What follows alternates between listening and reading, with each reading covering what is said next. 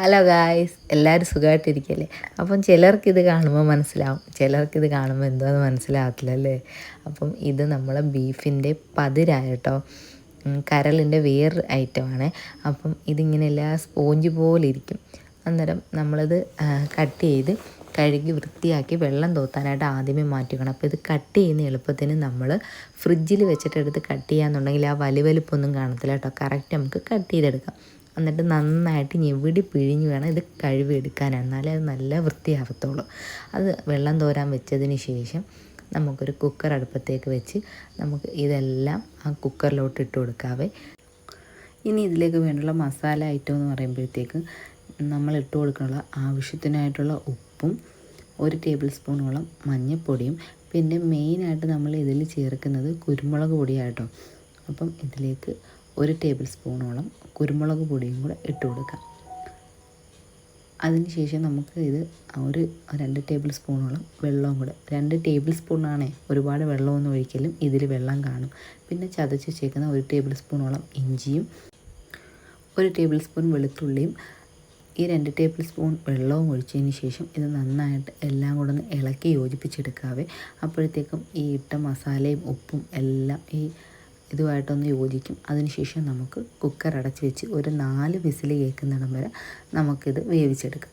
അപ്പോൾ എന്താ, ഇതിൽ നമ്മൾ 2 ടേബിൾ സ്പൂണോളം വെള്ളം ഒഴിച്ചെങ്കിലും ഇതിൽ ഒരുപാട് വെള്ളം ഇതിൽ നിന്ന് ഊറി ഇറങ്ങിയിട്ടുണ്ട്.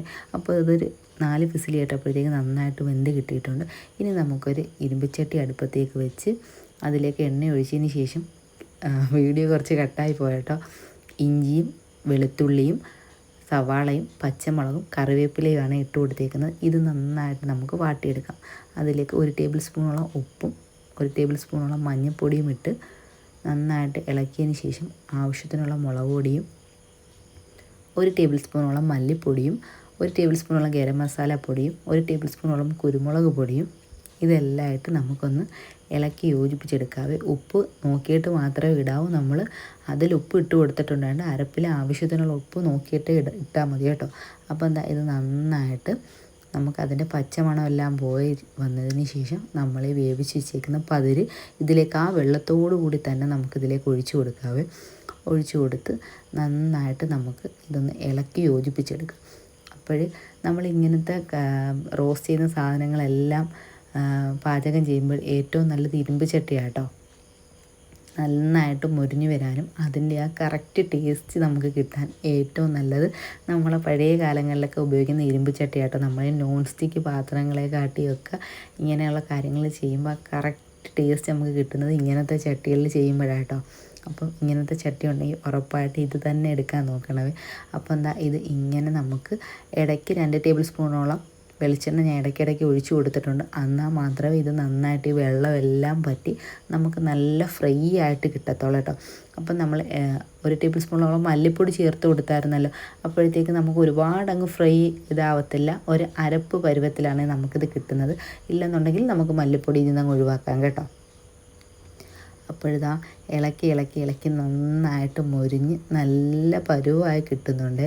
അപ്പോൾ നന്നായിട്ടൊരു മണം വരുന്നുണ്ട്. പിന്നെ ഇത് യോജിപ്പിക്കുന്ന നേരത്തിന് എരിവോ എന്തെങ്കിലും കുറവാണെന്നുണ്ടെങ്കിൽ കുരുമുളക് പൊടി ഇട്ട് നോക്കാവേ. പിന്നെ നമുക്കിതാ ഇത് വെന്തോന്നൊക്കെ നോക്കാം കേട്ടോ. അപ്പം കറക്റ്റ് എല്ലാം പരുവായി നല്ല ഉപ്പും എല്ലാം പിടിച്ചിട്ടുണ്ട് കേട്ടോ. അപ്പോൾ ഇത് നന്നായിട്ട് ഇളക്കി നമുക്ക് കരിയാത്ത വിധത്തിൽ ഇളക്കി ഇത് യോജിപ്പിച്ച് കൊടുക്കുക. എത്രത്തോളം നമ്മളിത് കുറഞ്ഞ തീയിൽ കിടന്ന് റോസ്റ്റ് ആവുന്നു അത്രത്തോളം ടേസ്റ്റ് ആയിരിക്കും കേട്ടോ. അപ്പോൾ ഇത് നന്നായിട്ട് റോസ്റ്റായി വരുമ്പോഴത്തേക്കൊരു നല്ല നമ്മളെ ബീഫിൻ്റെ കരളൊക്കെ ഫ്രൈ ചെയ്തെടുക്കുന്ന അതേ കളറിൽ തന്നെ കിട്ടും കേട്ടോ. കറക്റ്റ് ആ പരുവം. ഇപ്പം കളർ കാണുമ്പോൾ തന്നെ നിങ്ങൾക്ക് മനസ്സിലാവുന്നുണ്ടല്ലോ എത്ര നല്ല കളറാണ് കിട്ടിയേക്കുന്നതെന്നും എന്ത് നല്ലോണം അരപ്പെല്ലാം പിടിച്ചിട്ടുണ്ടെന്നും. അപ്പം ഇതൊന്നും കഴിക്കാത്തവർ എന്തായാലും ഉറപ്പായിട്ടും ഇനി ഇത് കാണുമ്പോൾ വാങ്ങിച്ച് വീട്ടിൽ ട്രൈ ചെയ്ത് നോക്കണം കേട്ടോ. ഇതിൻ്റെ ഒരു വെറൈറ്റി ടേസ്റ്റാണ്. അപ്പം ഇതെല്ലാവരും ഒന്ന് ട്രൈ ചെയ്ത് നോക്കണമേ.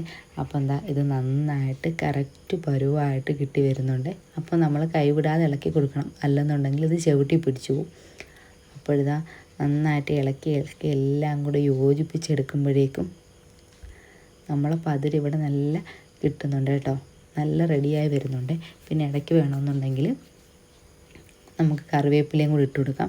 ഞാൻ കറിവേപ്പില ഓൾറെഡി ആദ്യമേ ഇട്ടതുകൊണ്ട് ഇപ്പോൾ ഇടുന്നില്ല കേട്ടോ. അപ്പോൾ എന്താ നന്നായിട്ട് മൂത്ത് നല്ല ഫ്രൈ ആയിട്ട് കിട്ടി വരുന്നുണ്ട്. ഇത് നല്ല ഫ്രൈ ആകുമ്പോഴത്തേക്ക് ഒറ്റയായിട്ട് അങ്ങ് മാറും കേട്ടോ. ഇനി നമുക്ക് വേണമെങ്കിൽ ഒരു പാത്രത്തിലേക്ക് സെർവ് ചെയ്യാവേ. നമുക്കിത് ചൂടോടുകൂടി തന്നെ ചോറ്റിൻ്റെ കൂടെയും കപ്പയുടെ കൂടെ എല്ലാം കഴിക്കാവുന്ന കേട്ടോ.